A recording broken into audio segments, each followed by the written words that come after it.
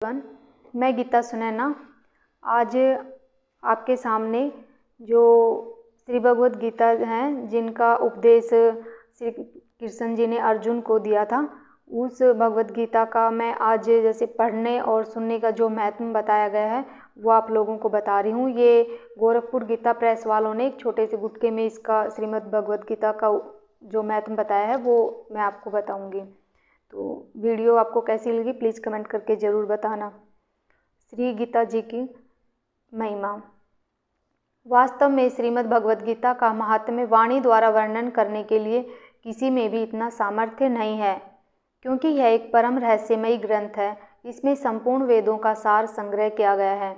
इसकी संस्कृति इतनी सुंदर और सरल है कि थोड़ा अभ्यास करने से ही मनुष्य सहज ही समझ सकता है, परंतु इसका आज से इतना गंभीर है कि आजीवन निरंतर अभ्यास करते रहने से भी इसका अंत नहीं आता। प्रतिदिन नए नए भाव उत्पन्न होते रहते हैं, इससे यह सदैव नवीन बना रहता है। एकाग्रचित होकर श्रद्धा भक्ति सहित विचार करने से इसके पद पद में परम रहस्य भरा हुआ प्रत्यक्ष प्रतीत होता है।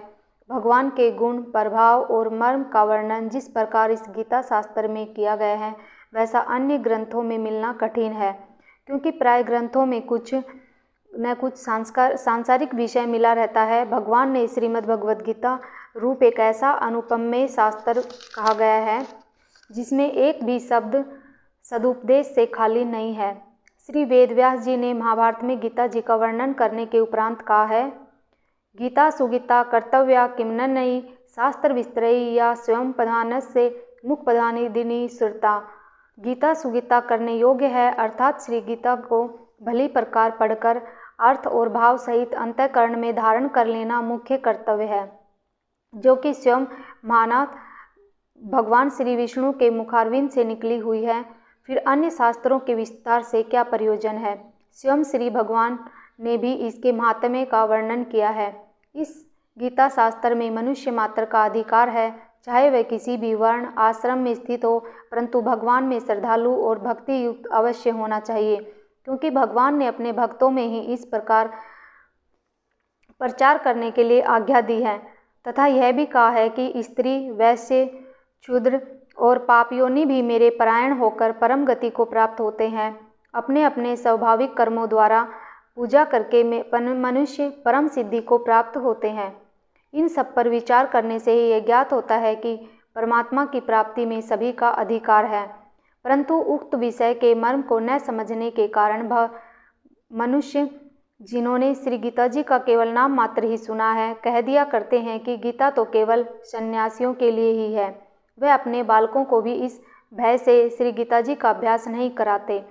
गीता के ज्ञान से कदाचित लड़का घर छोड़कर सन्यासी न हो जाए, किंतु उनको विचार करना चाहिए कि मोह के कारण क्षत्रिय धर्म से विमुख होकर भिक्षा के अन्न से निर्वाह करने के लिए तैयार हुए अर्जुन ने जिस परम रहस्यमय गीता के उपदेश से आजीवन गृहस्थ में रहकर अपने कर्तव्य का पालन किया, उस गीता शास्त्र का यह उल्टा परिणाम किस प्रकार हो सकता है।